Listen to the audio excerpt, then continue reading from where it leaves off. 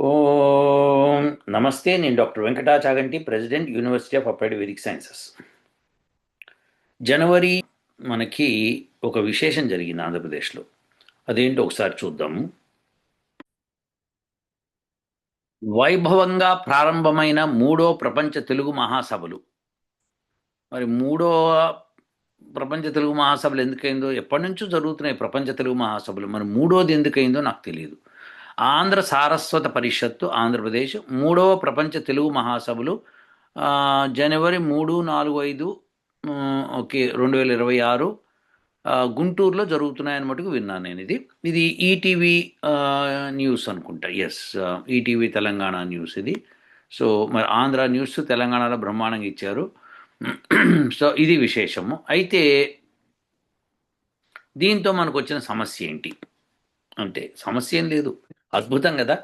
అయితే దానిలో చాలామంది పెద్దవాళ్ళు మాట్లాడుతూ తెలుగు భాషని మనం మాట్లాడాలి, ప్రోత్సహించాలి.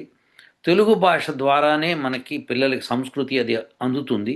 వాళ్ళు దానిలో అప్పుడు నిష్ణాతులు అవుతారు.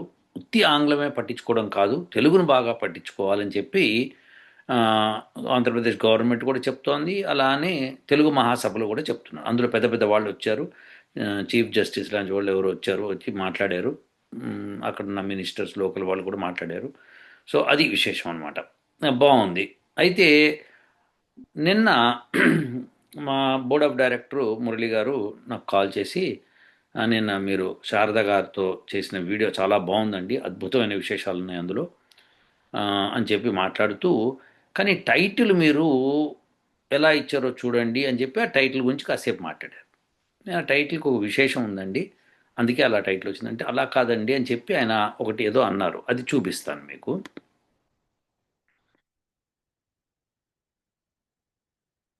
ఇది అన్నది ఆయన. నేను ఇచ్చిన టైటిల్ ఏంటి అంటే, నవశారద, పూర్ణశారద, అక్షరశారద, పదశారద, బ్రహ్మశారద, యజ్ఞశారద, అగ్నిశారద, మోక్షశారద, ఇలా ఇచ్చారు. ఆయన మురళి గారు ఏమన్నా అంటే, ఎందుకండి ఇంత పెద్ద పేరు ఇచ్చారు, నవ, పూర్ణ, అక్షర, పద, బ్రహ్మ, యజ్ఞ, అగ్ని, మోక్ష అని పెట్టి శారద అని చివరికి పెడితే సరిపోతుంది కదా అని ఆయన వాపోయారు కాసేపు.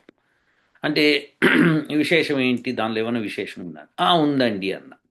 అంటే ఏమిటి అంటే, నేను ఒక వీడియోలో ఎక్స్ప్లెయిన్ చేస్తాలేండి అని చెప్పాను. అందుకే ఈ వీడియో చేయడం జరుగుతుంది. సో అలా ఎందుకు ఉండకూడదు, ఇప్పుడు అలా ఇప్పుడు వారు అడిగినట్టుగా ఉండవచ్చు, తప్పేం లేదు. అది కూడా కరెక్టే, ఇది కూడా కరెక్టే. కానీ ఇదెందుకు ఇలానే ఎందుకు ఇచ్చాను పేరు, ఇలా ఎందుకు ఇవ్వలేదు? ఆ, మనకి కాకతాళీయంగా జరిగిందో మరి ఏంటో తెలియదు కానీ, ఆంధ్ర మహాసభలు, తెలుగు తెలుగు మహాసభలు జరుగుతున్నాయి. ఈ తెలుగు మహాసభలు, మహాసభలు అది ప్లూరల్.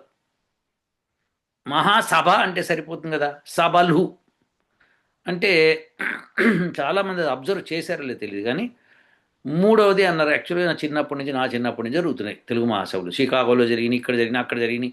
మరి ఇక్కడ మూడవది అన్నప్పుడు మరి కారణం నాకు తెలియదు. మేబీ ఆంధ్రప్రదేశ్లో జరుగుతున్నాయి కాబట్టి మూడవదని అన్నారు, మరి ఎందుకు అన్నారో తెలియదు మరి. సో అది విశేషం. అయితే ఇప్పుడు మరి తెలుగు గురించి మాట్లాడాలి కదా కాస్త. ఇలా పేరు ఎందుకు ఇచ్చానప్పుడు తెలుగు అర్థమవుతుంది మీకు ఇప్పుడు. సో ఇది చాలామందికి చాలా కొత్తగా ఉంటుంది, కానీ చాలామందికి అర్థం కూడా అవుతుంది. కొంతమంది ఇలా కాదేమో అలా అని కూడా అనొచ్చు. అది కూడా చూద్దాం ఎలా ఉంటుందో. సరే, ఈ నవ, పూర్ణ, అక్షర, పద, బ్రహ్మ, యజ్ఞ, అగ్ని, మోక్ష, సారథ ఇలా ఉండొచ్చు నా టైటిల్. ఇలానే ఎందుకు ఉండాలి అన్నదాన్ని మనం ఇప్పుడు ఎక్స్ప్లెనేషన్ ఇచ్చుకుందాం. శారద అంటే సరస్వతి అని, సంవత్సరం అని, క్రొత్తది అని, పైగా ఇది విశేష్యం కూడా శారద అన్నది. ఓకే. అలానే సరస్వతి అంటే సరస్వతీదేవి మనకు తెలుసు. వాక్కు అని ఒక అర్థం వస్తుంది, నది అని ఒక అర్థం వస్తుంది, ఒకానొక నది అని, పర్టికులర్ నది అని వస్తుంది, ఆవు అని వస్తుంది, ఉత్తమ స్త్రీ అని వస్తుంది. ఇలాంటి అర్థాలు కొన్ని సరస్వతికి ఉన్నాయన్నమాట. సో ఇలా మనము తీసుకోవచ్చు. అయితే ఇప్పుడు ఈ నవ శారద ఎందుకు విడిగా పెట్టాను, పూర్ణ శారద ఎందుకు విడిగా పెట్టాను, ఇది కదా ఇంపార్టెంట్. అన్నిటికీ నవ, పూర్ణ, అక్షర, పద, బ్రహ్మ, యజ్ఞ, అగ్ని, మోక్ష, సారద అని ఒక్క సారద పెట్టేస్తే సరిపోతుంది కదా అని మురళి గారి యొక్క ఉవాచ. సరే, అది పూర్వపక్షం.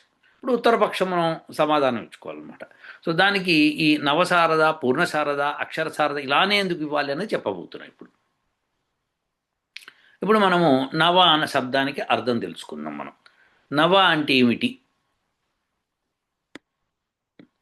అప్పుడే చేయబడ్డది నవ, క్రొత్తది అని. ప్రశంసింపబడ్డది, ప్రశంస, స్తోత్రం, 9 అని అర్థాలు.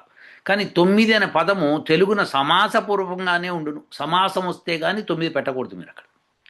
సరే, ఇప్పుడు నవశారద అంటే అప్పుడే చేయబడ్డ సంవత్సరం. శారద అంటే సంవత్సరం అని కూడా అనుకున్నాం కదా.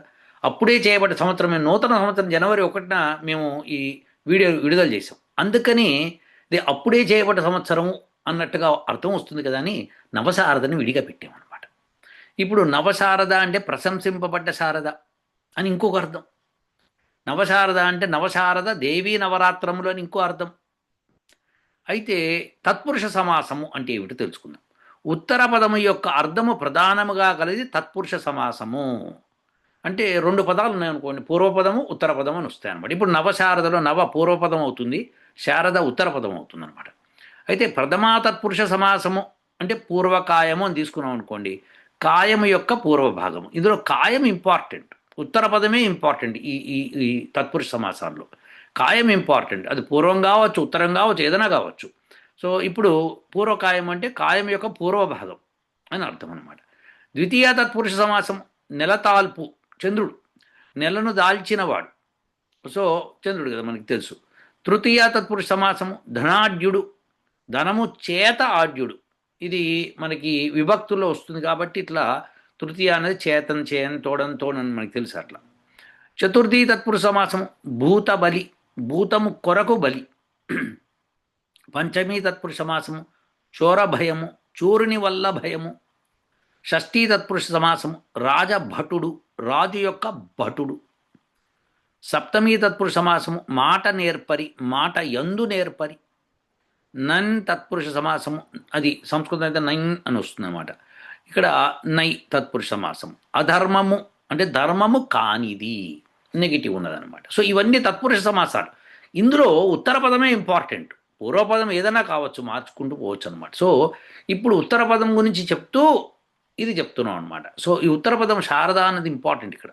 సో ప్రశంసించబడ్డ శారదన ఇప్పుడు నవశారద అంటే, లేక అప్పుడే చేయబడ్డ సంవత్సరం అని తీసుకోమంటారా, లేకపోతే దేవీ నవరాత్రములు అని తీసుకోమంటారా? అంటే నవరాత్రం, నవ అనేది మనకి ఒక నంబర్ కాబట్టి మనం ఇది తీసుకోకూడదు.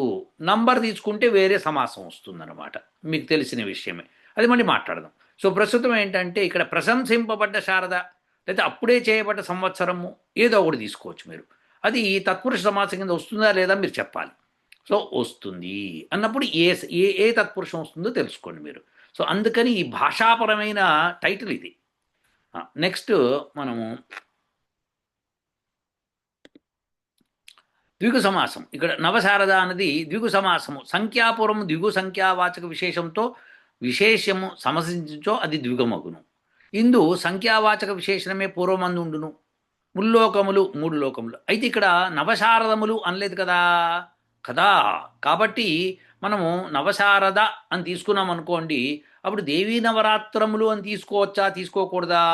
ఒకవేళ దేవీ నవరాత్రములు తీసుకుంటే నవశారదకి కాకుండా వేరే పదాలు వచ్చినాయి కదా, కాబట్టి దాన్ని మనం బహువ్రీహి సమాసం కింద తీసుకోవచ్చు. అన్యపదము యొక్క అర్థం ప్రధానంగా కలిది బహువ్రీహి సమాసం. కాబట్టి నవశారద అంటే దేవీ నవరాత్రంని అర్థం తీసుకున్నప్పుడు అది అన్యపదం యొక్క ప్రధానం అనమాట. సో దీని అర్థం చెడినప్పుడు కలది కలవాడని వచ్చును. సరే అది ఇక్కడ లేదు కాబట్టి సమస్య లేదు. దేవీ నవరాత్రములు నవశారద అని తీసుకోవచ్చు. సో ఇది మనము సమాసములతో ఆడుకోవాలన్నమాట. ఏది తీసుకోవాలి, ఏది తీసుకోకూడదు అని. సరే, ఇప్పుడు పూర్ణ శారద. పూర్ణ అంటే నిండుగా ఉన్నది, సమస్తము శక్తి కలది. పూర్ణ అంటే పంచమి, దశమి, పంచదశి, పున్నమి, అమావాస్య అనువాన్లో ఏదో ఒకటి. ఈ పూర్ణ అంటే వీటిలో ఏదో ఒకటి తీసుకోవచ్చు అని అర్థం. అంటే పంచమి తీసుకోవచ్చు, దశమి తీసుకోవచ్చు, పంచదశి తీసుకోవచ్చు, పున్నమ తీసుకోవచ్చు, అమావాస్య అని కూడా తీసుకోవచ్చు అనమాట. సో ఇలా మనకి అమావాస్య కూడా పూర్ణానే వస్తుందన్నమాట. ఎందుకో చెప్తాం తర్వాత. సరే, పూర్ణ అంటే నిండుగా ఉన్నది, సమస్తము శక్తి కలది, ఇలా అర్థాలు వస్తాయి. ఇప్పుడు ఇక్కడ పూర్ణ శారద అంటే సంపూర్ణ సరస్వతి అని తీసుకోవచ్చు, ఎందుకంటే సమస్తం కాబట్టి సంపూర్ణము. శక్తి కల సరస్వతి అని కూడా తీసుకోవచ్చు. కర్మధారయ సమాసం కింద వస్తుంది. విశేషణము విశేష్యములతో కూడినది కర్మధారయ సమాసము. సో విశేషణ పూర్వపద కర్మధారయ సమాసము ప్రియమిత్రుడు, ప్రియమైన మిత్రుడు. సో ఇక్కడ మనము శక్తి కల సరస్వతి అని తీసుకుంటున్నాము. సో శక్తి అయిన సరస్వతి తీసుకోవచ్చా, సంపూర్ణమైన సరస్వతి తీసుకోవచ్చా అన్నది మీరు తేల్చుకోవాల్సిన విషయం. అలా ఈ కర్మధారయ సమాసంలో విశేషణ పూర్వపద కర్మధారయ సమాసము. విశేషణం కనుక పూర్వపదంలో ఉంటే కనుక అది విశేషణ పూర్వపద కర్మధారయ సమాసం. అలా కాకుండా విశేషణ ఉత్తరపద కర్మధారయ సమాసం. ఇక్కడ శారద అన్నది మనం విశేషం కింద తీసుకోవచ్చు కానీ విశేషణము కింద తీసుకోలేము. సో పూర్ణాన్ని తీసుకోవచ్చు మనం. సో పూర్ణాన్ని తీసుకోవచ్చా తీసుకోకూడదా అని ఒక మళ్ళీ డిస్కషన్ ఉంది మళ్ళీ. సో పూర్ణాన్ని తీసుకుంటే కనుక కర్మధారయ సమాసం కింద వస్తుంది అనమాట. సో ఇది మనము ఈ కర్మధారయ కింద తీసుకున్నప్పుడు విశేషణము ఉత్తరపద కర్మధారయ సమాసము కపోత వృద్ధము, వృద్ధమైన కపోతం అంటే ఏంటంటే వృద్ధము అన్నది ఇక్కడ విశేషణం అనమాట. సో కపోత వృద్ధము, కపోతమైన వృద్ధం, సారీ వృద్ధమైన కపోతము అంటే ముసలిదైన కపోతము అని చెప్పడం అనమాట. సో విశేషణ ఉభయపద కర్మధారయ సమాసం రెండు పదాలు కూడా విశేషములే. మృదు మధురము, ఇక్కడ శారద అనేది ఎట్టి పరిస్థితుల్లోనూ విశేషణం కాదు, అది విశేష్యమే. కాబట్టి అది మనకి పూర్వపదంలో ఉన్నది ఒకవేళ విశేషణం అయితేనే మనం పూర్వపద కర్మధారయ సమాసం కింద తీసుకోవాలి. సంపూర్ణమైన సరస్వతి అని అర్థం వచ్చేటట్టుగా తీసుకోవాలన్నమాట. సో అది దానికి సమానం. అలానే మనకు ఉపమాన పూర్వపద కర్మధారయ సమాసము తేనె పలుకులు, తేనె వంటి పలుకులు. సో తేనె అన్నది మనకి ఇంపార్టెంట్, అది మనకి ఉపమానం కింద అనమాట. ఉపమాన ఉత్తరపద కర్మధారయ సమాసం ముఖ పద్మము, పద్మము ఉత్తరపదమైంది, అది మనకి ఇక్కడ ఉపమానం అయింది. సో పద్మం వంటి ముఖము. అవధారణ పూర్వపద కర్మధారయ సమాసము సంసార సాగరము, సంసారం అనేది సాగరము. సంభావన పూర్వపద కర్మధారయ సమాసము పెన్నా నది, పెన్నా అను పేరు గల నది, ఇలా అన్నమాట. సో మీరు ఇక్కడ ఎలా తీసుకోవాలనేది కర్మధారయ సమాసం కింద ఎలా తీసుకుంటామని చెప్పబడింది. తర్వాత అక్షర సరస్వతి. అక్షర అంటే నా క్షరతి, నశించనిది. అకారము మొదల అక్షరములు బ్రహ్మ, కూటస్థ నిత్య ఆత్మ, ఆకాశము, ధర్మము ఇలాంటి అర్థాలు వస్తాయి అన్నమాట. మోక్షము, జలము ఇవన్నీ వస్తాయి. సో అక్షర సారద అంటే మోక్ష సారద ఆల్రెడీ మనం లాస్ట్కి చెప్పుకున్నాం కాబట్టి ఇక్కడ అది తీసుకోకుండా నశించని సరస్వతి అని తీసుకున్నాం. సో బహువ్రీహి సమాసం, అన్యపదము యొక్క అర్థము ప్రధానంగా కలిసి బహువ్రీహి సమాసం. ఇక్కడ నశించని సరస్వతి ఏంటి అంటే వేదము. వేదం ఎప్పటికీ నశించదు కాబట్టి నశించని సరస్వతి అని చెప్పుకుంటున్నాం అనమాట. నశించని వాక్కు, సరస్వతి అంటే వాక్కు అని కూడా అనుకున్నాం కాబట్టి నశించని వాక్కు వేదం ఎన్నటికీ నశించదు. కొంతమంది వేదాలు నశించినవి కొన్నే మిగిలినవి మనకి అని చెప్తారు, కబుర్లు చెప్తారు కదా, అవన్నీ ఏంటంటే శాఖలు, అంటే మానవ రచితమైనవి కొన్ని పోతాయి కానీ వేదము ఎప్పటికీ పోదు. కాబట్టి అది నశించని వాక్కు కాబట్టి ఇక్కడ మనం బహువ్రీహి సమాసం కింద తీసుకోవచ్చు. తర్వాత పద, పదశారద. పద అంటే కిరణము, పాదము, పద్యపాదము, పాదచిహ్నము, చిహ్నము, శబ్దము, స్థానము, కపటము, ఉద్యోగము, స్థితి, అంశము, వేద పదచ్ఛేదము, భాగము, సంరక్షణ ఇలాంటివన్నీ వస్తాయి. ఇక్కడ పదశారద అంటే శబ్దశారద అని తీసుకున్నాం అనమాట. శబ్దము ఒక ఇంపార్టెన్స్ ఉంది ఇక్కడ. సో శబ్దశారద, శబ్ద సరస్వతి అన్నప్పుడు ద్వంద్వ సమాసము. ఇక్కడ శబ్దము ఇంపార్టెంటే, సరస్వతి కూడా ఇంపార్టెంట్, అక్షరపదీయము. కాబట్టి పదశారదలో రెండూ ఇంపార్టెంట్ కాబట్టి ఇది ద్వంద్వ సమాసం కింద వస్తుంది. ఉభయ పదముల యొక్క అర్థం ప్రధానంగా కలిసి ద్వంద్వ సమాసం. ఉదాహరణ సీతారాములు, సీతా రాముడు, కృష్ణార్జునుడు, కృష్ణుడు అర్జునుడు ఇద్దరు ఇంపార్టెంట్ కాబట్టి సో అలా మనం తీసుకోవాలి. బ్రహ్మ, బ్రహ్మశారద అంటే ఎక్కువగా వృద్ధి గలవాడు బ్రహ్మ. బ్రహ్మ ఈశ్వరుడు, వేదము, పంచాంగ యోగ విశేషము, ముక్తి, వేద, తత్వము, తప, నాద, శబ్ద, జ్ఞానం, పరమాత్మ, యజ్ఞ ఇన్ని అర్థాలు వస్తాయి. సో బ్రహ్మశారద అంటే ఎక్కువగా వృద్ధి గల సరస్వతి. సో అవ్యయీభావ సమాసం, పూర్వపదము యొక్క అర్థము ప్రధానంగా కలది అవ్యయీభావ సమాసం. ఇందు పూర్వపదములు సామాన్యంగా అవ్యయములై ఉండును. సో ఇక్కడ బ్రహ్మ అన్నది అవ్యయం కింద తీసుకొని అవ్యయీభావ సమాసం చెప్పబడింది. అయితే ఉదాహరణ యథాశక్తి, శక్తికి తగినట్లు, పద్మనేత్రి, పద్మం వంటి నేత్రము కలది. అయితే ఇక్కడ ఏంటంటే ఇంపార్టెంటు బ్రహ్మశారద అన్న దానిలో అవ్యయీభావ సమాసం. సో ఇది ఎక్కువగా వృద్ధి గల సరస్వతి అంటే బ్రహ్మకి ఇక్కడ ఇంపార్టెన్స్ ఇస్తున్నాం శారద కంటే. సో బ్రహ్మశారద ఎప్పుడు గుర్తుపెట్టుకున్న రెండు పదాల్లో ఒక పదం ఇంపార్టెంట్ అయినప్పుడు ఆ పదము మొదట ఉంటుంది. సో బ్రహ్మశారద అని విశేషం అన్నాడు. బ్రహ్మ యొక్క శారద అని చెప్పచ్చు మనం సింపుల్గా. కానీ ఇక్కడ బ్రహ్మ శారద అన్నది అందులో ఎక్కువగా వృద్ధి కలిగిన సరస్వతి. సరస్వతి ఎక్కువగా వృద్ధి పొందడం, ఎక్కువగా వృద్ధి పొందేసింది ఆల్రెడీ. సో అందుకనే అనమాట. సో అందుకనే ఆ రీసెర్చ్ వర్క్ అలా జరిగింది, అలా చెప్పబడి జరుగుతుంది. నెక్స్ట్ యజ్ఞశారద, యజ్ఞ సరస్వతి, మీరే సమాసం నిర్ణయించుకోవచ్చు.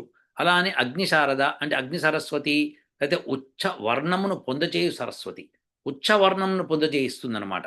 ఆ మూడు అగ్నులు, ఆహవనీయాగ్ని, తర్వాత గార్హపత్యాగ్ని, ఆ తర్వాత దక్షిణాగ్ని అని మూడు అగ్నులు ఉంటాయి. ఆ మూడు అగ్నులు మనకి ఉచ్చవర్ణాన్ని కలిగిస్తాయి. వర్ణము అంటే ఇక్కడ ఏంటంటే మన యొక్క స్థితి అన్నమాట, ఉచ్చ స్థితిని కలిగిస్తాయి. అది కలిగించేది అగ్నిశారద అనమాట. సో ఇలా మనము శారదని మనం చెప్పుకోవచ్చు. తర్వాత మోక్ష శారద అంటే మోక్షతే దుఃఖం అనేన, దేనితో దుఃఖం వదిలిపెట్టబడునో అది మోక్షం అంటారు, ముక్తి మోక్షం. సో జన్మ మరణాభ్యాం ముక్తి, జన్మ మరణముల నుండి ముక్తి పొందుట. మోక్ష శారద మోక్షంను పొందజేయు సరస్వతి. సో ఇది ఏ సమాసం కింద వస్తుందో మీరే చెప్పుకోవాలి. ఇలా మీరు ఈ సమాసాలతో ఆడుకోవాలి కాసేపు. తర్వాత శారద అంటే ఇప్పుడు మనం విడదీసామనుకోండి, శ అ ర్ అ దు అ ఇలా ఇవి వస్తాయి అన్నమాట. ఇక్కడ శకారము, రేఫ, దకారము, ఆ అ అ మూడు ఆలు వచ్చినాయి. సో దీనికి అర్థం ఇప్పుడు శకారం ఆవిడ భాషలోనే మన డాక్టర్ శారదా పూర్ణ సుసర్ల సొంటి గారి యొక్క భావములో ఆవిడ రాసిన రీసెర్చ్లో శకారము అంటే భద్రతా ప్రాణము, ప్రాణం యొక్క భద్రత, ప్రాణ సంబంధి మంగళము. అకారము అంటే జీవి జన్మారంభముతో వెంట వచ్చిన తెచ్చుకున్న శక్తి. రకారం అంటే రేఫ అనాలి దీన్ని యాక్చువల్గా, జీవుడు జీవశక్తి కర్త. దకారము జీవునిలోని దేవతా భావము, దేవతా స్థానం. ఇవి. సో ఇవి మన యొక్క శారదాపూర్ణ సొంటి గారు అక్షరాలకి ఇచ్చిన భావాలు. ఇంకా ఉన్నాయి చాలా, కానీ కొన్ని ఇచ్చారు ఒక మచ్చుక్కి ఎలా ఉంటుందో చూపించడానికి. మీరేం చేయాలంటే ఇప్పుడు శారద అన్న దానికి అర్థము, ఈ పదానికి అర్థము వీటిల్లోంచి తీసుకొచ్చే ప్రయత్నం చేస్తారని నేను నమ్ముతున్నాను. సో మనకి తెలుగు మహాసభలు సందర్భంగా ఒకసారి మళ్ళొక్కసారి ఆ తెలుగు మహాసభలను చూద్దాం. మనకి ఆంధ్ర సారస్వత పరిషత్ ఆంధ్రప్రదేశ్ 3వ ప్రపంచ తెలుగు మహాసభలు 3, 4, 5 జనవరి 2026. సో ఇవాళ మీకు 4 అవుతుంది, మాకు 3 సాయంకాలం. కాబట్టి మీరందరూ కూడా గుంటూరు పక్కనే చుట్టుపక్కల ఉంటే వెళ్ళి రండి, వెళ్ళి కాస్త ఆ ప్రపంచ మహాసభలను చూడండి. ప్రపంచ మహాసభలు అంటే ప్రపంచంలో ఉన్న తెలుగు వాళ్ళంతా ఆ సభలకు రావాలని కోరికతో ప్రపంచ మహాసభలు అని పెట్టారన్నమాట. సో ఇప్పుడు మనకేంటంటే ప్రపంచ మహాసభలు బాగానే ఉంది, అది 3వది ఎందుకయింది అన్నది ఇంపార్టెంట్. బహుశా నేను కూడా ఆంధ్రప్రదేశ్లో జరుగుతోంది కాబట్టి 3వసారి జరుగుతుంది కాబట్టి 3వదే అని అంటున్నారేమో అని నా ఉద్దేశం. ఎందుకంటే నా చిన్నప్పటి నుంచి జరుగుతున్నాయి. ఎస్. సో దేర్ఫోర్ ఇది నాకు గుర్తు, నా చిన్నప్పుడు ఇక్కడ మన షికాగోలో జరిగిందని విన్నాను, ఆ తర్వాత ఇంకెక్కడో జరిగిందని విన్నాను. సో అది మామూలు విషయం కాదు తెలుగు మహాసభలు అని దానికి. సో దానికి పెద్ద పెద్ద పండితులు వాళ్ళు వస్తారు, అక్కడ కవి సమ్మేళనం జరుగుతుంది, ఇవన్నీ జరుగుతాయని నేను విన్నాను. మరి ఇప్పుడు అక్కడ జరుగుతుందో లేదో నాకు తెలియదు. కానీ మొత్తానికి మీకు ఎవరైతే నా యూట్యూబ్ ఛానల్ని వీక్షిస్తున్నారో వాళ్ళందరికీ ఈ సమాసాలతో ఈ టైటిల్ని కొట్టానమాట. సో సమాసాలతో కొట్టడం అంటే ఇదనమాట. సో సమాసాలని బాగా ఉపయోగించుకోవాలి మనం. ఉపయోగించుకొని అలా ఒక్కొక్క అర్థం వస్తుందన్నమాట. అందుకని ఈ యొక్క టైటిల్ని పూర్ణశారద, నవశారద, పదశారద అని విడివిడిగా ఒక్కొక్కటి పెట్టడంలో అర్థాలు వేరు కదా మరి. అన్నిటినీ పెట్టే శారదానం అనుకోండి, అన్నిటికీ ఆవిడకి అవన్నీ కూడా విశేషణం కింద మారుతాయి. ఒకటే విశేషణం కుదరదు అక్కడ. సో అందుకని విడివిడిగా పెట్టవలసి వచ్చింది. ఇది విశేషం అన్నమాట.